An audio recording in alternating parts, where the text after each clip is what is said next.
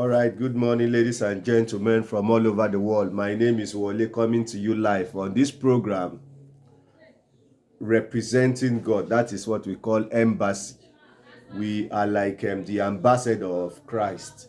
And that is the major topic that we want to preach today. That is what we want to actually hear today, this month.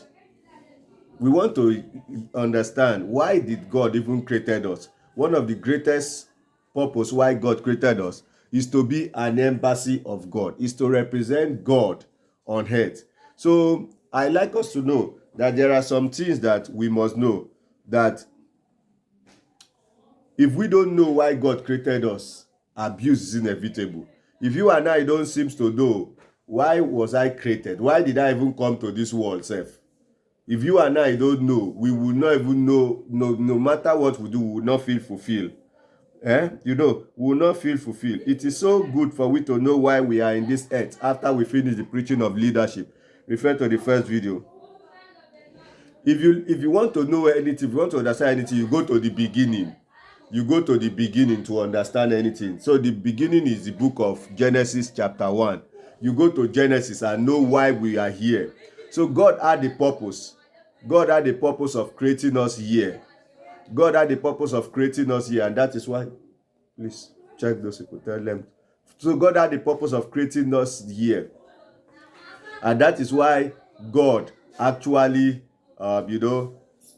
created us here and told us what we should do. God told us what we should do. So what did God actually want us to do when He created us here on earth? Let us look at the book of, somebody has said that when the purpose of this is not known, abuse is inevitable. So it is very, very good that we know why God actually created us here. Now, in the book of Genesis, let's look at the book of Genesis. The book of Genesis chapter 1. You see, the book of Genesis actually showed us why God created us before the earth was corrupted. The original purpose of God, the original intention of God before everything scattered. The reason why God created man. So we want to go and see it. We first of all see that God said, let us make man in our own image. And we saw God as creativity. God was using his word. God was using his mouth. He said that in the beginning, God created the heaven and the earth. So if God created the heaven and the earth, and he now said in the book of this, in the book of 26, now said, Genesis chapter 1 said, in the beginning God created the heaven and the earth. In that same 26, God said, let us make man in our own image. So what is God trying to make us? God is trying to make us creator of heaven and earth.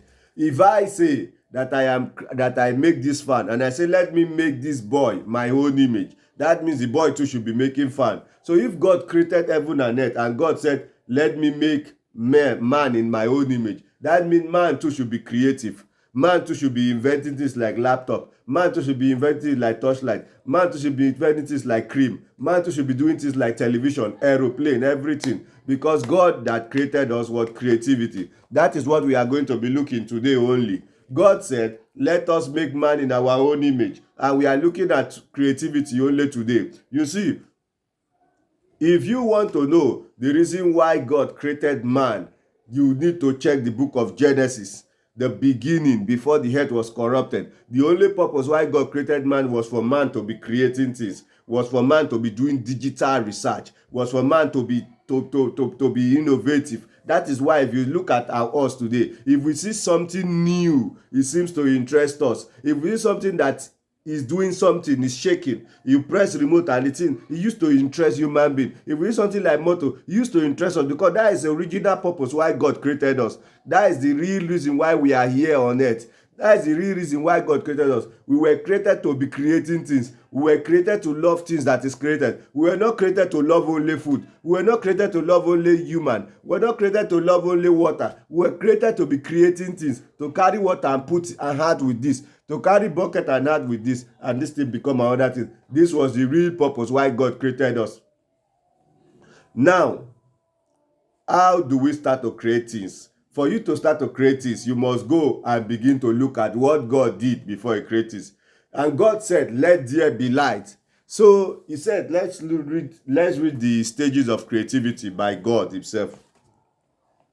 In the beginning, God created the heaven and the earth was without form and void, and darkness was upon the face of the earth. So anywhere that there is no form, problem here and there, darkness, so darkness means no knowledge, no, everything is scattering, was upon the face of the earth. Anywhere that there is something like that, God is expecting us to create things. Let's go and look at it. And darkness was upon the face of the, and the Spirit of Lord moved upon the face of the water. Now let's look at something now. The Spirit of God move. The Spirit of God must move before you create things. The Spirit of God must be in your life before you create things, like the way Jesus Christ said. Remember, we are created to create things according to God. Now, the first thing that we saw that empowered God to create things was that the Spirit of God moved. So the Spirit of God move could mean two things. Number one, the Spirit of God move could mean idea coming to you. Number two, another thing, the Spirit of God move could mean meditation, you thinking about what to create. The Spirit of God move could mean you charging your spirit to do new things. The Spirit of the Lord move upon the water, and God said, let there be light, and there was light. God said. So you must be able to open your mouth and talk what you want to create. You must be able to plan. You must be able to have the template of what you want to create first before you go out and create. You must be able to, have everything in proper position before you even step out to do anything. And God said, let there be light, and there was light. So what do we see? We see Jesus Christ say, we see God saying that let there be light, and there was light. So open mouth, tell people what you want to create. I want to carry wire, join it with bulb, and I want to see light. You must open mouth, or you write it in a book. This is what I want to do. God said, let there be. That was the second thing. After the planning, after the Spirit of God moved, and God said, let there be. So the next step, after your God is in you, after you have meditated, after you have solitude, you still sit alone, the next step is for you to say. Now this saying does not mean only word of mouth. You can say it in writing. You can tell somebody. You can say it in your mind. And God said, let there be light. And there was light.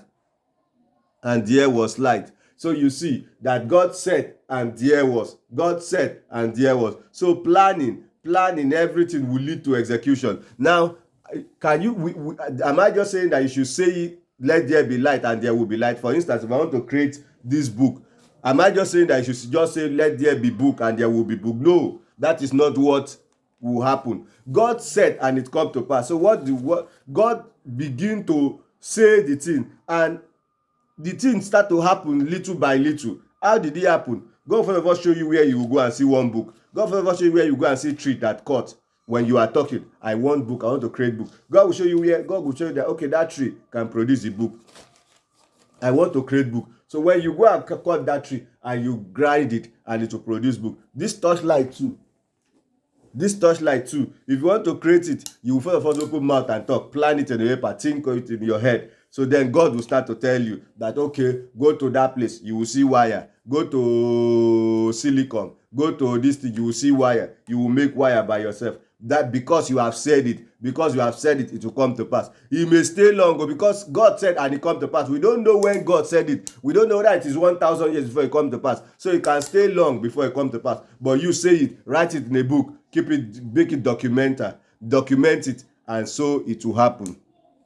Ladies and gentlemen, I have said that today preaching would not be long. So we are going to just end it here. But let me tell you, somebody may say that you, God that is talking about, what have you created? Man, I've created a lot of things. I created nursery and primary school. The jangulova, the swing that they are doing there, I was the one who created it. This thing that children used to play. I have created a lot of things. I created some e-commerce platform that is producing money. I created website. I created all those things. So ladies and gentlemen, this is what I can say about this topic. It's a very, very interesting topic. Join us every Sunday as we explore why God created us. It is so important that we know why God created us and why we are here.